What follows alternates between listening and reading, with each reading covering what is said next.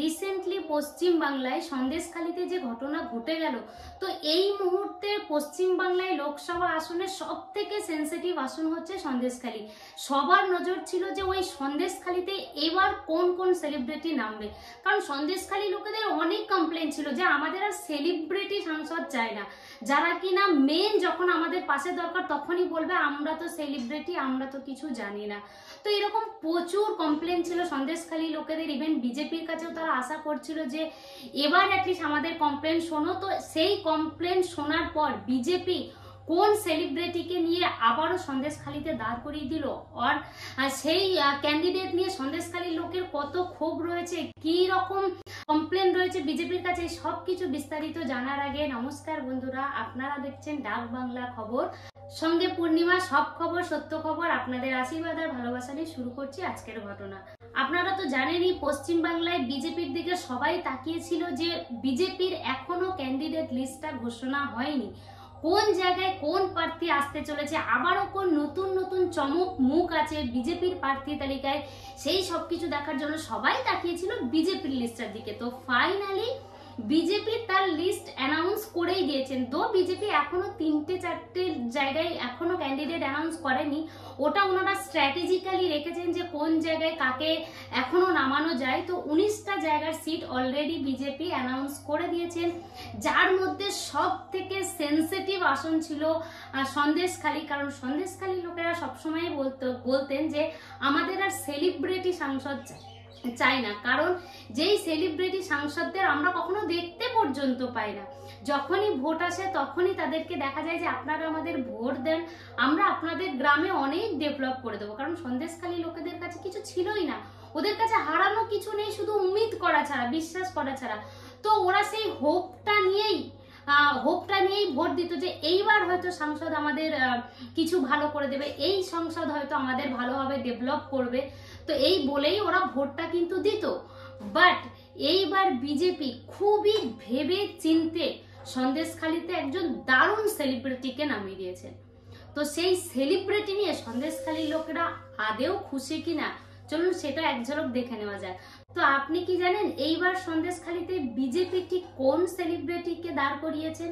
যেখানে কিনা আগে ছিলেন নুসরত জাহান, যিনি কিনা 144 ধারা আর 174 ধারার মধ্যে ডিফারেন্সটুকুও জানতেন না। তো এইবার বিজেপি যাকে দাঁড় করিয়েছেন উনি নান আদার দেন সন্দেশখালীরই এক পীড়িত মহিলা, যিনি কিনা অত্যাচার হয়েছে তাদেরই মধ্যে থেকে একজন মহিলাকে দাঁড় করিয়েছেন, রেখা পাত্র যার নাম। উনি সন্দেশখালীতেই থাকেন, উনিও একজন শাহজাহানের দ্বারা পীড়িত মহিলা, তাকেই বিজেপি ভেবে চিনতে সন্দেশখালীতে দাঁড় করিয়েছেন। কারণ বিজেপি চাইছে সন্দেশখালীর উন্নয়ন, সন্দেশখালীতে ডেভেলপ, তাকে সেলিব্রিটি ফেস দেখিয়ে সন্দেশখালীতে আর জিতলে চলবে না, সন্দেশখালীর উন্নতি করতে হবে। তো সন্দেশখালীর উন্নতি সব থেকে ভালো সন্দেশখালীরই এক মা বোন বুঝতে পারবে, বা সন্দেশখালীতে থাকাই একজন বুঝতে পারবেন। তো বিজেপি রেখা পাত্রকে টিকিট দিয়েছেন, সন্দেশখালী থেকে দাঁড় করিয়েছেন, মানে বসিরহাটের সাংসদ হচ্ছেন। তো এরপর আপনারাই বেছে নেন যে আপনি কাকে ভোট দেবেন। আর বিজেপি তো 19টা জেলায় লিস্ট বার করেই দিয়েছেন, আমরা আপনাকে এক এক করে জানাবো যে বিজেপি কোন জেলায় কি কি লিস্ট দিয়েছেন। দেখুন 19টা সিটে বিজেপি লিস্ট ঘোষণা করে দিয়েছেন, তো 19টা বলা তো সম্ভব না, আমি আপনাকে লিস্ট পাশে দেখিয়ে দেবো, আপনারা দেখে নেবেন। তো যেটা হচ্ছে মেন জায়গা যেখানে মানুষের খুব একটা আশা ছিল যে কোন কোন জায়গায় কে কে নামবে, তো আপনাদের কিছু হালকা টাচ দিয়ে বলি। যেমন বসিরহাট একটা খুব সেন্সিটিভ জায়গা ছিল, যেটা সন্দেশখালীর মধ্যে হচ্ছে, সেখানে থেকে তো রেখা পাত্র নেমেই গেছেন। তারপরে যেটা তমলুক নিয়ে যেটা লোকের মানুষের মধ্যে একটা ভীষণ উত্তেজনা ছিল যে তমলুকে সত্যি আদেও কি অভিজিৎ গঙ্গোপাধ্যায়কেই নামানো হচ্ছে। হ্যাঁ জি, তমলুকেও অভিজিৎ গঙ্গোপাধ্যায়কেই নামানো হয়েছে। তো তমলুকে হয়ে গেল অভিজিৎ গঙ্গোপাধ্যায়, দিলীপ ঘোষকে নামানো হয়েছে বর্ধমান থেকে। আসানসোল সিটটা খালি রয়েছে, আসানসোলে যেখানে নামার কথা ছিল পবন সিং তো ওই সিটটাতে নামেনি, বিজেপি এখনো স্ট্র্যাটেজিক্যালি ওই সিটটাকে খালি রেখেছে। তো দেখা যাক শত্রুঘ্ন সিনহার এগেনস্টে বিজেপি কাকে ওখানে দাঁড় করায়। বর্ধমান পূর্বতে আছে শ্রী অসীম কুমার সরকার।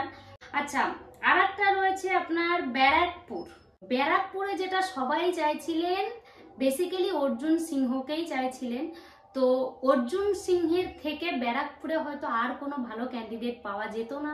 তো বিজেপি অর্জুন সিংহকে টিকিট দিয়েছেন। আর আপনারা জানেন না, অর্জুন সিংহকে টিকিট দেওয়ার পর কালকে যা জনসভা, যে জনস্রোত, মানুষের মনে যে আনন্দ উচ্ছ্বাস যেটা বেরিয়ে এসেছে অর্জুন সিং ক্যান্ডিডেট হওয়ার পর, তো সেটা আপনারা হয়তো দেখেছেন টিভিতে। তো ব্যারাকপুর থেকে অর্জুন সিং। কৃষ্ণনগরে আছে মহুয়া মৈত্রের এগেনস্টে, টিএমসির নেতা মহুয়া মৈত্রের এগেনস্টে আছে রাজমাতা অমিতা রয়। আর সবাই এটাই চাইছিলেন যে অমিতা রয়কেই কৃষ্ণনগর থেকে দাঁড় করানো হোক। তো অ্যাজ ইউজুয়াল এটাও ঠিকই আছে। উলুবেড়িয়া থেকে শ্রী অরুণ উদয় পাল চৌধুরী দাঁড়িয়েছেন। তো এই হয়ে গেল প্রার্থী লিস্ট। এখনো 3-4টে বাকি রয়েছে। তো দেখা যাক স্ট্র্যাটেজিক্যালি এখনো বিজেপি ওই 3-4টে জায়গায় কাকে দেয়। যেটা সব থেকে মানুষজন এখন দেখার জন্য তাকিয়ে আছেন, দ্যাট ইজ ডায়মন্ড হারবার, যেখানে দাঁড়িয়েছেন ভাইপো, পিসির ভাইপো অভিষেক বন্দ্যোপাধ্যায়। তো অভিষেক বন্দ্যোপাধ্যায়ের এগেনস্টে বিজেপি কাকে দাঁড় করায় এটা একটু দেখার আছে। কারণ ওখানে যদি আইএফএস এর থেকে যদি নওশাদ সিদ্দিকী দাঁড়ায়, তো মেবি এটা একটা বিজেপির স্ট্র্যাটেজিক্যালি হতে পারে একটা কোনো হেভি ওয়েট ক্যান্ডিডেট এই মুহূর্তে হয়তো ওখানে দিতে চাইছেন না। কারণ নওশাদ সিদ্দিকী যদি ওখানে দাঁড়িয়ে যায় তাহলে উনি কিন্তু অনেকটা ভোট, অনেকটা মাইনর ভোট বা অনেকটা হিন্দু ভোটও কিন্তু নওশাদ সিদ্দিকীর খাতায় পড়তে পারে।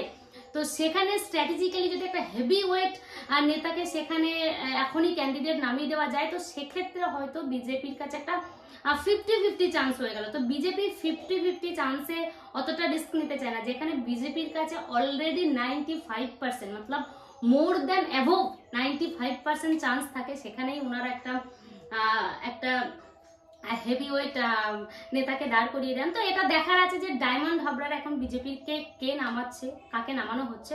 তো তার আগে এটা দেখার আছে যে নওশাদ সিদ্দিকী কোথা থেকে নামছে। তো নওশাদ সিদ্দিকী যদি ভাইপোর এগেনস্টে নামে, তো এখানে ক্লিয়ার হয়ে যাচ্ছে যে হয়তো ভাইপো এবার নাও জিততে পারে, ভাইপোর ভোটগুলো হয়তো নওশাদ সিদ্দিকীর খাতায় চলে যেতে পারে। তো কোথাও না কোথাও এটা বিজেপিও হয়তো সেটাই চাইছে। তো লেটস সি আগে বিজেপি 4টে কেন্দ্রে কোথায়, 4টে জায়গায় কোথায় কাকে নামায়। তো এরপরে যে 4টে জায়গায় কাকে নামাচ্ছে, বিশেষ করে ডায়মন্ড হারবারে কাকে নামানো হচ্ছে, সেই খবরটাও আমি আপনাদের যখনই বিজেপি অ্যানাউন্স করবে আমি আপনাদের দিয়ে দেবো। তো আজকের জন্য এই পর্যন্তই। ফির আপনাদের সাথে আসবো নতুন কোনো ভিডিও নিয়ে। ততক্ষণ পর্যন্ত আপনারা আপনাদের ধ্যান রাখুন, কেমন? বন্দে মাতরম।